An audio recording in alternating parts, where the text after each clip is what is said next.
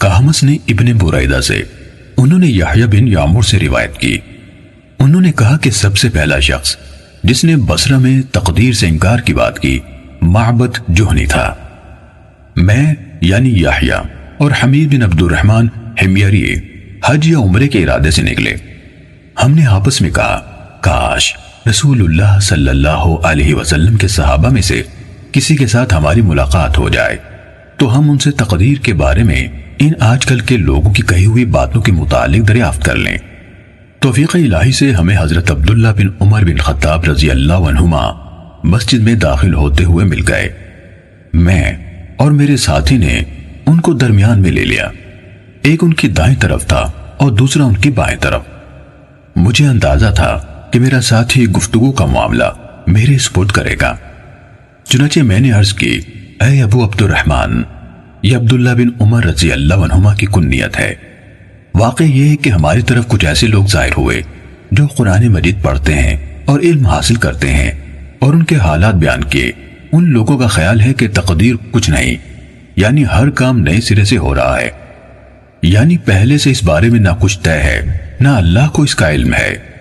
ابن عمر رضی اللہ عنہما نے فرمایا، جب تمہاری ان لوگوں سے ملاقات ہو تو انہیں بتا دینا کہ میں ان سے بری ہوں اور وہ مجھ سے بری ہیں۔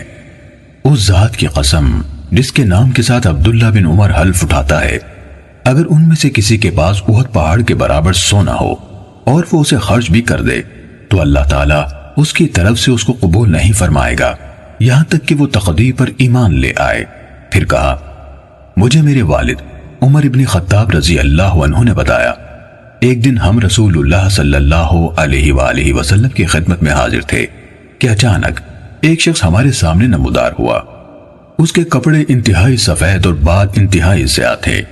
اس پر سفر کا کوئی اثر دکھائی دیتا تھا، نہ ہم میں سے کوئی اسے پہچانتا تھا، حتیٰ کہ وہ آ کر نبی اکرم صلی اللہ علیہ وسلم کے پاس بیٹھ گیا اور اپنے گھٹنے آپ کے گھٹنوں سے ملا دیے اور اپنے ہاتھ آپ صلی اللہ علیہ وآلہ وسلم کی رانوں پر رکھ دیے اور کہا، اے محمد صلی اللہ علیہ وسلم، مجھے اسلام کے بارے میں بتائیے۔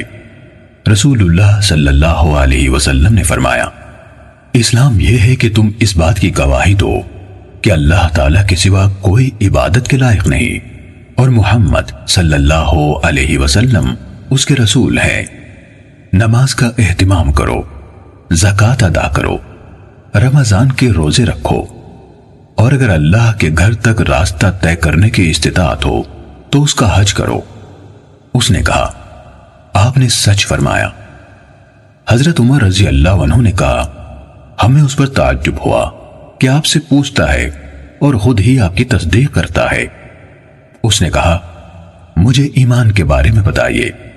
آپ نے فرمایا، یہ کہ تم اللہ تعالیٰ، اس کے فرشتوں، اس کی کتابوں، اس کے رسولوں اور آخری دن یعنی یوم قیامت پر ایمان رکھو اور اچھی اور بری تقدیر پر بھی ایمان لاؤ۔ اس نے کہا، آپ نے درست فرمایا۔ پھر اس نے کہا، مجھے احسان کے بارے میں بتائیے۔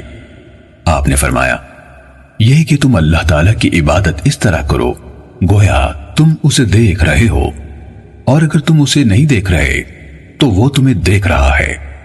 اس نے کہا، تو مجھے قیامت کے بارے میں بتائیے۔ آپ نے فرمایا، جس سے اس قیامت کے بارے میں سوال کیا جا رہا ہے وہ پوچھنے والے سے زیادہ نہیں جانتا۔ اس نے کہا، تو مجھے اس کی علامات بتا دیجئے۔ آپ نے فرمایا، علامات یہ ہیں کہ لونڈی اپنی مالکہ کو جنم دے، اور یہ کہ تم ننگے پاؤں، ننگے بدن، محتاج، بکریاں چرانے والوں کو دیکھو کہ وہ اونچی سے اونچی عمارتیں بنانے میں ایک دوسرے کے ساتھ مقابلہ کر رہے ہیں۔ حضرت عمر رضی اللہ عنہ نے کہا، پھر وہ سائل چلا گیا۔ میں کچھ دیر اسی عالم میں رہا، پھر آپ صلی اللہ علیہ وآلہ وسلم نے مجھ سے کہا، اے عمر، تمہیں معلوم ہے کہ پوچھنے والا کون تھا؟ میں نے عرض کی، اللہ اور اس کا رسول زیادہ آگاہ ہے۔ آپ صلی اللہ علیہ وآلہ وسلم نے فرمایا، وہ جبرائیل تھے، تمہارے پاس آئے تھے، تمہیں تمہارا دین سکھا رہے تھے۔ صحیح مسلم حدیث نمبر 93